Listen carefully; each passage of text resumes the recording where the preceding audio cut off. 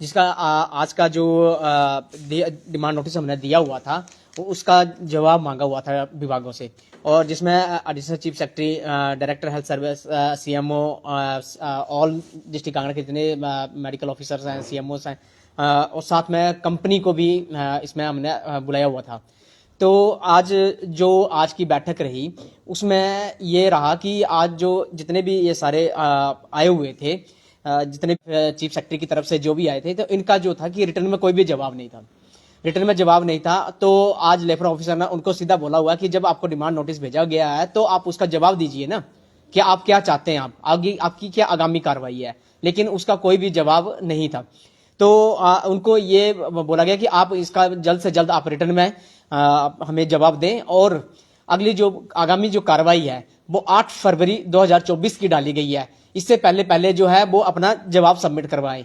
अगर नहीं करवाते हैं ये अगर अपना ये जवाब नहीं सबमिट करवाते हैं तो हम आज से हम आगे का जो भी रास्ता है वो हम अपनाएंगे, क्योंकि आज 30 सितंबर के बाद आज तक हम जो है घर बैठे हुए हैं, बेले बैठे हुए हैं।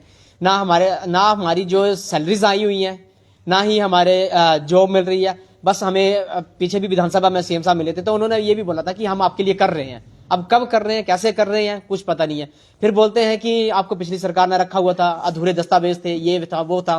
तो देखो, पिछली सरकार ने रखा था तो हमने ये नहीं देखा था कि हमने कि पिछली सरकार ने रखा हुआ था, हमने कोई काम के कोई कमी छोड़ी है। हमारे जितने साथी हैं, जितने पूरे हिमाचल के जो हमारे साथी हैं, कोविड वॉरियर जितने भी हैं, सबने दिन रात मेहनत करके और इस लड़ाई, इस महामारी से लड़ने में पूरी अपना योगदान दिया है।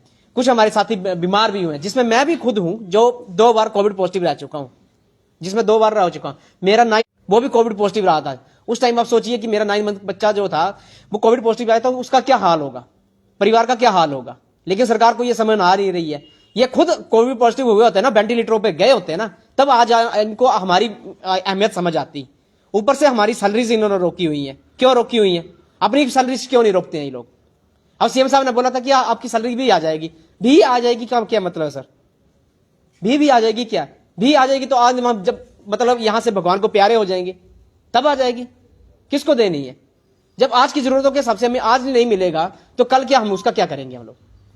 तो हम यही चाहते हैं कि अब हमारे जल्द से जल्द हमारी जो है जॉब जो बहाल की जाए, और हमारी जो सैलरीज हैं वो दी जाए, ताकि हमारे जितने भी स्वास्थ्य कर्मी जितने भी हैं अपनी सेवाएं भी शुरू करें, हंसते खेलते हुए अपने परिवारों के साथ अपना कार्य भी करें।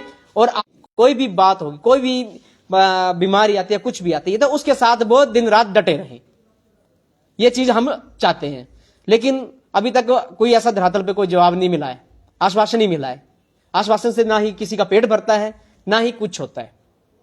क्योंकि हमें चाहिए धरातल पे लिखित कार्रवाई में और हमारी जॉब पक्की जाए। चाहे आप हमें, हमारे जितने साथी हैं उनकी जो है एंट्री ले लीजिए, आप ले लीजिए। उसके बाद हम समझते हैं कि हम पॉलिसी बनाने के लिए भी कुछ हम पॉलिसी की डिमांड करें। पॉलिसी भी हमें चाहिए। पॉलिसी बनाने के थोड़ा सा वक्त लग सकता है, उसमें बहुत सारे आपको हर चीज को देखना होगा, क्योंकि इसमें लेबर हरासमेंट ना हो, कुछ ना हो। तो ये सारी चीजें आपको हमें पता है कि इन चीजों को जोड़ने के लिए और इन सारे तथ्यों को जोड़ने के लिए समय लगता है। लेकिन जो आज कर्मचारी बाहर बैठे हुए, कम से कम वो तो अंदर आ जाएं, उनका रोजगार तो चले। लेकिन आप तो बिल्कुल छीन के बैठ गए हैं। रोजगार देने की बात तो रही कहीं, जो मिला था वो भी हाथ से ले लिया। आज हमने जो है कोर्ट का सहारा लिया हुआ है, तो कोर्ट में भी हमें जो आज पूरे तरीके अब जवाब नहीं मिल पाया, क्योंकि वहां पे जो जितने भी डिपार्टमेंट्स आए हुए थे, जिनको यहाँ पे बुलाया गया था, तो उनके पास लिखित कार्रवाई में कोई जवाब नहीं था। तो आगामी कार्रवाई जो 8 फरवरी को मैंने आपको पहले बता दी, तो उसके पहले पहले जो है जवाब मांगा हुआ रिटर्न में। क्योंकि अगर बात करें कोरोना वॉरियर्स की, कुछ ऐसे भी हैं जिन्हें अवार्ड भी मिले हैं उस दौरान, जिन्होंने टीकाकरण ज्यादा किया है, कितने हैं और उनका वर्तमान में किस तरीके से काम जो हो रहा है? मैम, जिनको अवार्ड मिले वो यही धर्मशाला जनरल हॉस्पिटल से स्टाफ है। आज वो भी घर से अपनी जॉब से बाहर बैठे हुए हैं। तो ऐसे अवार्ड देने का क्या फायदा? एक तरफ सम्मानित करो, दूसरी तरफ धक्का मार के बाहर कर दो, तो ये तो फिर अन्याय है ना। एक तरफ हम अपने हिमाचल का नाम रोशन कर रहे हैं, और हिमाचल बाद जो है वो जो हिमाचल का नाम रोशन कर रहे हैं, जो साथी जितने हमारे वॉरियर्स हैं जो हमारा नाम रोशन कर रहे हैं, उनको बाहर निकाल दिया जा रहा है। ये तो सरासर अन्याय है ना। तो हम ये चाहते हैं हमारे सभी साथियों को न्याय मिलना चाहिए। शीतकालीन सत्र की बात करें तो उस दौरान भी आप विभिन्न मंत्रियों से मिले थे, जी। सीएम से मिले थे। तो खासतौर पे विक्रमादित्य की बात करें तो उन्होंने आश्वासन दिया था कि जल्द इस पे कोई नीति बनाई जाएगी। साथ ही आरएस वाली की बात करें, उन्होंने आश्वस्त किया था आपको जी, कि जी। इस पे कोई ना कोई सरकार निर्णय लेगी, परंतु अभी तक कोई निर्णय नहीं लिया। क्या कहना चाहेंगे इसके बारे सर अभी तक हमें आश्वासन नहीं मिलते रहे हैं।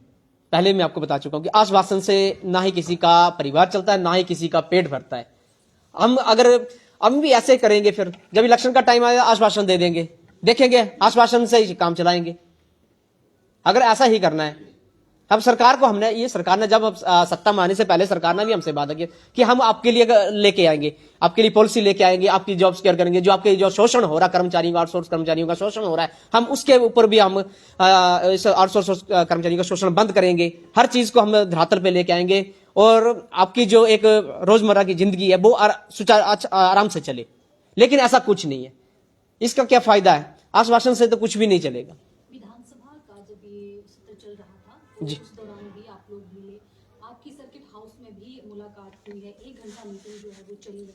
उस 1 घंटा मीटिंग में क्या आश्वासन दिए और किन किन जो आपके मुद्दे हैं उन पर सहमति जो है वो बनी है? देखिए, मुद्दों के लिए तो अभी तक उन्होंने ऐसा कुछ हमें बोला नहीं। यही कहा कि जब भी आपके पास समय हो तो बैठ करके हम उन मुद्दों पे चर्चा करेंगे, उन विषयों पे बात करेंगे। तो क्या वो लेकिन 1 आज घंटा सफिशिएंट नहीं था आपके लिए बात करने के लिए? नहीं, सफिशिएंट मुझे लगता है कि हमारे लिए तो वो 1 घंटा बहुत ज़्यादा था। उन्होंने हमें समय दिया, उसके लिए हम बहुत ज़्यादा धन्यवादी हैं उनके।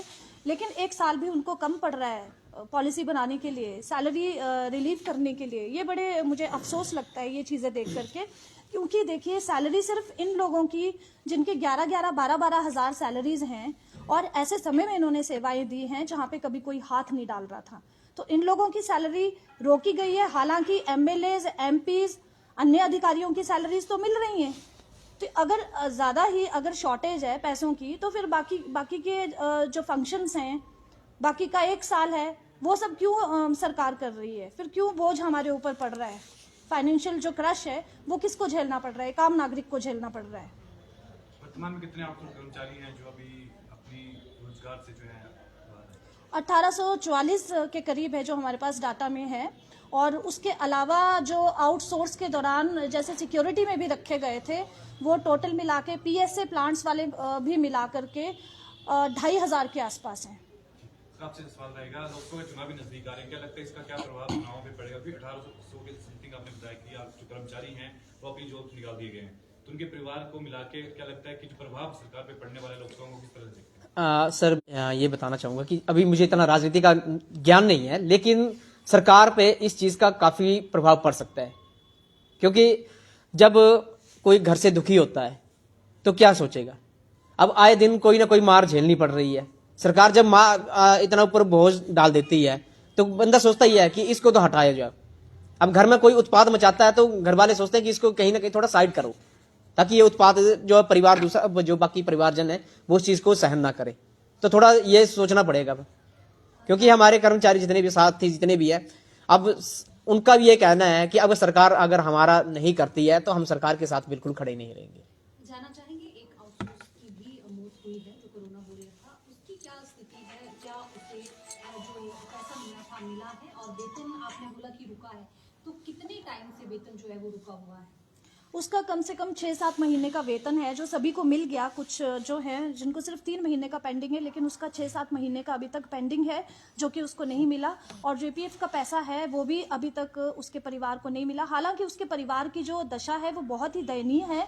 और उसके जो पिताजी हैं, जिस दिन से उस बच्चे की मृत्यु हुई थी उस दिन से उसके पिताजी साइकेट्रिक उनका ट्रीटमेंट चला हुआ है, तो वो किसी भी तरह से कमाने में सक्षम नहीं है। तो ऐसे परिवारों के लिए भी अगर सरकार संवेदनशील नहीं होगी, तो जैसे कि आपने अभी सवाल पूछा कि लोकसभा चुनाव, तो लोकसभा में आम जनता सभी ही इन्वॉल्व है। इन लोगों के साथ जितने भी कर्मचारी हैं, ये 1844 कर्मचारी नहीं है। अगर इनको मल्टीप्लाई करा जाए, इनके दोस्त हैं, इनके घर वाले हैं, इनके जिनकी शादियां हो गई हैं, उनके आगे वाइफ्स हैं, उनके परिवार हैं आगे, तो ये मल्टीपल तरीके से ये एक गलत मैसेज जो है वो सरकार की तरफ से पब्लिक को जा रहा है। तो सरकार इसके लिए अभी भी अगर संवेदनशील ना हुई तो कहीं ना कहीं उनको इसका खामियाजा भुगतना पड़ेगा। सर, जो आउटसोर्स कर्मचारी हैं, क्या आप कहीं वो जो कर रहे हैं या भी बेरोजगारी है? अभी सर जो भी है, जैसे सीएम साहब ने आश्वासन दिया था तो उसके हिसाब से वो अब इंतजार कर रहे हैं। कि कहीं ना कहीं हमारे लिए अच्छा रिजल्ट आ जाए। तो अभी तक कोई अभी जॉब अपना छोटा मोटा दिहाड़ी धूड़ी लगा रहे हैं जो अपना छोटा मोटा खर्चा करना है उसके लिए, लेकिन अभी कोई परमानेंट कार्य नहीं कर रहे हैं। आपका ये जो रुका हुआ वेतन है या री एंट्री आपकी करवाने की बात कर रहे हैं, अगर ये चीजें नहीं होती हैं तो जो आगामी सरकार के खिलाफ प्रदर्शन रहने वाला है, क्या उसमें फैमिली को भी इन्वॉल्व किया जाएगा? बिल्कुल, इनके परिवार, इनके माता पिता, इनकी धर्म पत्नी, इनके छोटे छोटे बच्चे, हम नहीं रोक पाएंगे उनको सड़कों में आने से। क्या लगता है कितना समय आप सरकार को देते हैं कि जल्द से जल्द कोई फैसला सुनाए, नहीं तो बच्चों के साथ जो है वो सड़कों पर उतरने के लिए तैयार है? फिलहाल जैसे हमारी 8 फरवरी की तारीख है, उसके बाद जो भी फैसला होगा उसके बाद ही हम लोग बैठकर इस विषय में निर्णय लेंगे।